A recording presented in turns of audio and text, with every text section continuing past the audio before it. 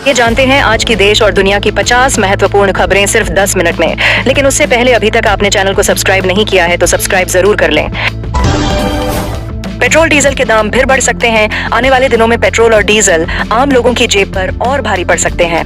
Indian oil, BPCL और HPCL जैसी सरकारी तेल कंपनियों का कहना है कि अगर अंतर्राष्ट्रीय स्तर पर ऊर्जा संकट जारी रहा तो भारत में ईंधन की कीमतों में बड़ा इजाफा हो सकता है। बीते कुछ दिनों में ही देश में 3 बार दाम बढ़ चुके हैं और अब आशंका जताई जा रही है कि कीमतें 20 रुपये से 25 रुपये तक और महंगी हो सकती हैं। इसका सीधा असर आम जनता, ट्रांसपोर्ट और रोजमर्रा की चीजों पर देखने को मिलेगा। अमेरिका ईरान समझौते की बड़ी खबर। अंतर्राष्ट्रीय राजनीति में भी बड़ी हलचल देखने को मिल रही है। खबर है कि अमेरिका और ईरान हुर्मुज स्ट्रेट को लेकर सीज फायर समझौते के बेहद करीब पहुंच गए हैं। बताया जा रहा है कि दोनों देश लगभग 60 दिनों के संघर्ष विराम पर सहमत हो चुके हैं। साथ ही ईरान के परमाणु कार्यक्रम को लेकर भी बातचीत चल रही है। अमेरिकी राष्ट्रपति डोनाल्ड ट्रंप ने दावा किया है कि युद्ध खत्म करने की दिशा में समझौता लगभग तैयार है। अगर ऐसा होता है तो इसका असर सीधे कच्चे तेल की कीमतों पर पड़ेगा और दुनिया भर में राहत मिल सकती है।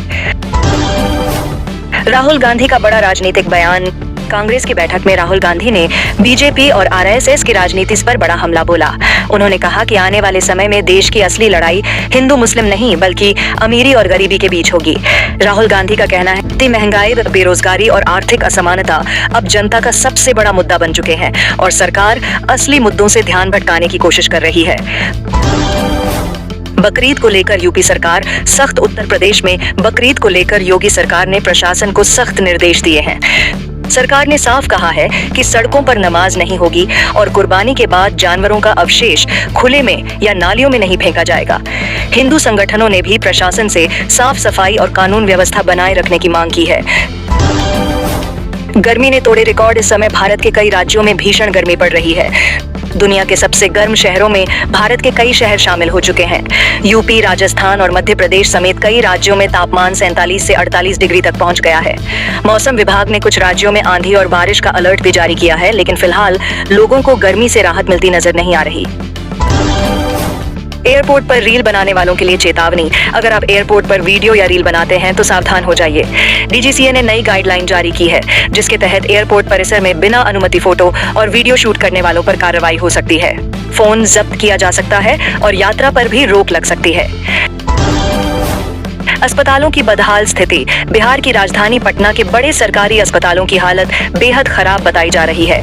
भीषण गर्मी के बीच अस्पतालों में पंखे खराब पड़े हैं, शौचालयों में गंदगी फैली हुई है और मरीज अपने घरों से टेबल फैन लेकर पहुंच रहे हैं। लोगों का कहना है कि इलाज से ज्यादा परेशानी अस्पताल की व्यवस्था दे रही है।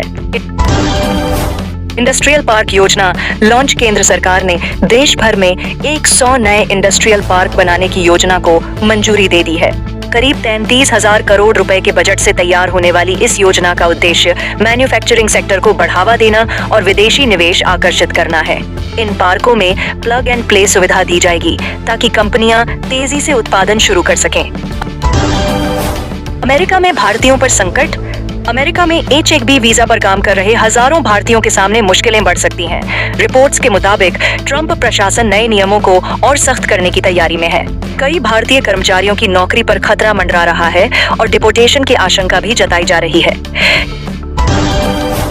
यूपी पंचायत चुनाव को लेकर अपडेट। उत्तर प्रदेश में पंचायत चुनाव विधानसभा चुनाव के बाद कराए जा सकते हैं। प्रदेश की ग्राम पंचायतों में प्रधानों का कार्यकाल खत्म होने वाला है और प्रशासनिक व्यवस्था लागू करने की तैयारी की जा रही है।